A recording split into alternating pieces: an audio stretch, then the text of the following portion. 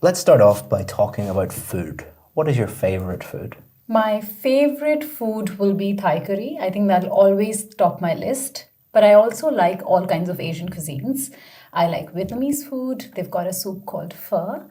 And I also like Korean food. I don't know how they've come up with kimchi.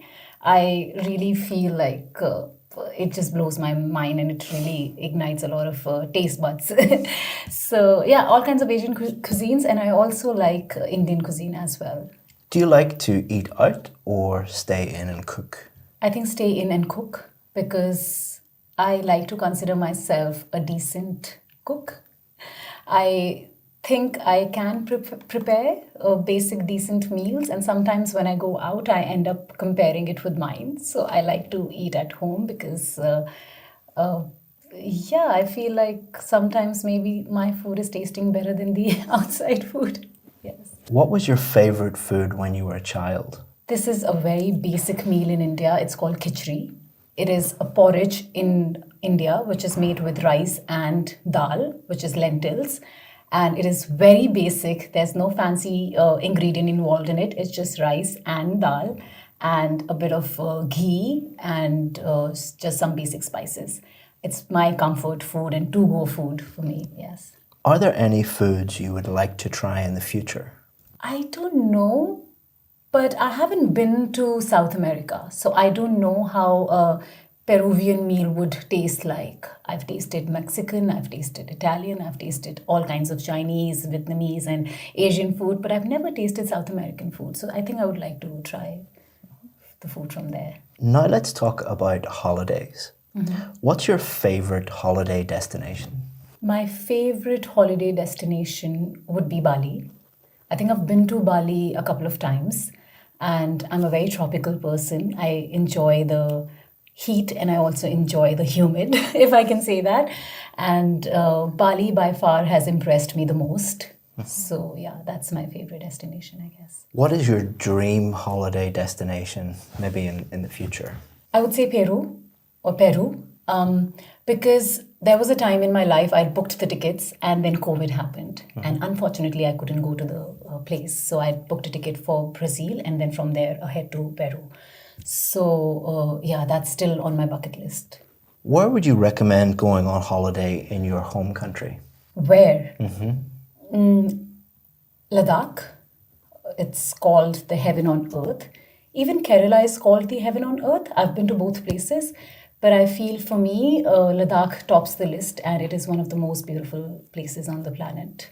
You get to see a lot of different terrains. You get to see the mountains, snow-capped mountains. You also get to see the Rocky Mountains. You also get to see the greenery. It's very beautiful, yeah. Do you prefer a city holiday or a holiday in nature? For me personally, holiday in nature because I'm more inclined towards the nature because it grounds me, also mentally stabilizes me and makes me feel really calm and relaxed. So I would always prefer nature over the cities. I feel cities really consume a lot of energy out of you when you're like surrounded by so many people. Now let's talk about drinks. What do you normally drink with breakfast? So I don't think I'm heavy on drinks in the sense I drink basic water. And especially with breakfast, I don't have milk or...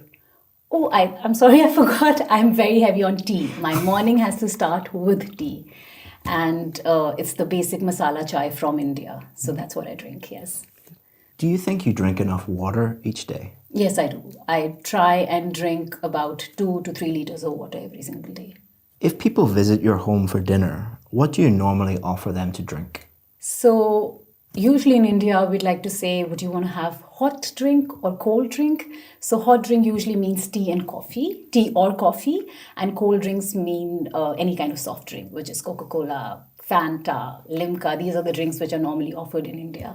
So yes, that I'd probably offer that, or probably something fancy like a lemonade or something like that. Now let's talk about maps. Do you ever use maps on your phone? Oh yes, all the time. I think maps have made our lives easier, and to travel from one place to the other, I always need my map. And in fact, even when I'm going on a walk or a run, I always have the map on my hand. So I can just generally wander around and get lost and not worry about it.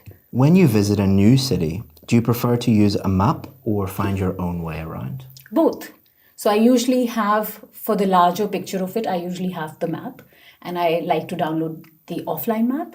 And but within that system, within that window, I also like to just explore and move around and get lost, like I said. Yes. Do you find it easy to follow a map when driving? Oh, yes. Like I said, Google Maps have made it so much easier for us. So it's usually normal for me. In fact, I think I am the navigator amongst my friends. I think I do have a knack for it. Like I do understand the maps better than other friends of mine. Yes. So it says, describe a city you would like to visit. I've mentioned that I've already been to Bali, but I think that's one city I'd like to visit again. In fact, there was a point in my life I wanted to settle down in Bali. So Bali will be my top priority. And I would like to go there. And I think the easiest mode to travel to Bali is flight. And the reason I like Bali is because, like I mentioned earlier, I'm a tropical person and the weather is very suitable for my kind of a person who comes from India. And also, I think Bali is very beautiful. It's surrounded by beaches, nature, rice paddy fields, which is what I love about Bali, because you can just travel from one area to the other, and every specific area is beautiful in its own, on its own. And what I also really enjoy and like about Bali is the food. It's very vegan friendly. I'm a vegan and I don't have to stress much when I'm trying to find vegan food over there. And it's also yummy. It's also tasty. So that's also one of the reasons I've fallen in love with Bali. And it's also big on yoga. I forgot to mention that. I think the first time I went to Bali was on a yoga retreat, which I was attending. And then I think it's one of my dreams to go to Bali again to hold a retreat, since I'm a yoga teacher. And if given a chance to stay in Bali or probably move to Bali, that'll be the best dream life, to have a yoga studio, teach over there, and also probably have a small cafe which can offer vegan food. And I think topping everything, top of the list would be Bali is very cheap to live and also to travel. Like, you don't have to burn your pocket to, in fact, enjoy the entire country or city. So, yeah, Bali would always top my list to visit. So you were telling me about a city that you would like to visit, and we'll continue to talk about visiting cities on holiday. Mm-hmm. Why do some people prefer to visit a city on holiday? So if you mean to say city as opposed to a town or probably a countryside, then I think a lot of people, they prefer a crowded city because there are many things to do probably. They can go for a movie, they can shop a lot. So a lot of people, like personally, I know my husband prefers a city over places which are full of nature, and I'm the opposite. And the reason for that is that, for example, he loves London, so he can go and watch as many shows he likes. He can watch a movie and then he can move around and shop a lot. So I think that's why probably people prefer cities. Mm-hmm. Yeah. Is it more expensive to go on holiday in a city? I think yes, because everything is commercialized. Even, for example, in London, there is a three-wheeler.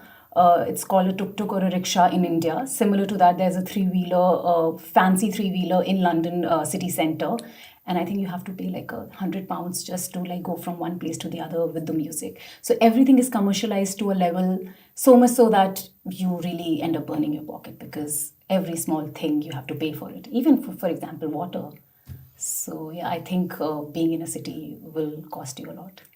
Is it better to visit a city alone or with other people? I think it depends. It's both. A lot of people, they like to travel solo, and a lot of people, they need to have people around them. For example, if you're going to watch a show, maybe if you are with somebody and you're watching a show, you'll enjoy it more because you have a company with you. For some people, they would prefer to be alone and watch it because they can probably consume or intake and really soak in the experience. So it depends. It's very subjective, I guess. Now let's talk about the growth of cities. Why are the biggest cities in the world getting bigger? I think, like I mentioned, everything is commercialized, and you got to pay the prices, like even the bigger showrooms and stores. If you buy a certain item from like a smaller city, not the bigger ones I'm talking about, you'll end up paying lesser than what you'll pay probably in London or New York. So that way is one of the reason is that, I guess. And also I think moving around, like most of the people from smaller cities, they want to go into and start living in bigger cities. So that's also one of the reasons that the cost of living starts to rise. Yeah. What are the downsides of living in a mega city? Downside of living in a mega city would be the cost of living, because the more the people, the higher the prices, because you'll have to pay more rent because there's so much of demand for these places and supply is lesser. So that's one thing, cost of living. The second is maybe you're a little bit out of touch from nature, because it's like you're staying in a concrete jungle, you're surrounded by buildings. And also, the more number of people, the lesser social interaction. So maybe you might just end up being a little lonely. So I think some of the few downsides are like that. How will large cities in the future be different to how they are today? So as we can see that we're advancing more and more day by day, and things are just improving in a grand scale. So I think we'll become more advanced in future. And like I mentioned, we lose touch with, I mean, I'm not sure. I mean, if I have to take a guess, we'll lose touch with humanity. Everything is going to become very robotic and very computer and machine based. I think that's what I see around, but I don't have a clear answer for that. Now let's talk about children in cities. Is it better to grow up in a city or the countryside? Again, I think I'm biased towards it, because I feel I'm more inclined towards a countryside or living in a setup like that. So I feel that it'll be better to bring up or raise your child in a countryside setup. Because you are not bringing in chaos to them. I feel that the city life has a lot of chaos with it. And B, like for example, I've always advocated that kids should be taught meditation. I think there's no bigger meditation than being around nature, walking on grass. So you can teach them better things which people start advocating later in life. So you can teach all of that with homeschooling. So I think that's a very good option to really venture into or take into consideration. What advantages do children brought up in the countryside have over children brought up in a city? Advantages, like I mentioned, would be that maybe they're calmer than the city children. I think the city children will be more technologically advanced, but might not have the same emotional bandwidth maybe, and might not have the mental capacity to really take in stress, because they'll always be consumed with stress around them. So I think the city, sorry, I'm missing now the two kind of children. I think the countryside children will be better at having that same mental capacity, or a better mental capacity and emotional bandwidth to handle stress.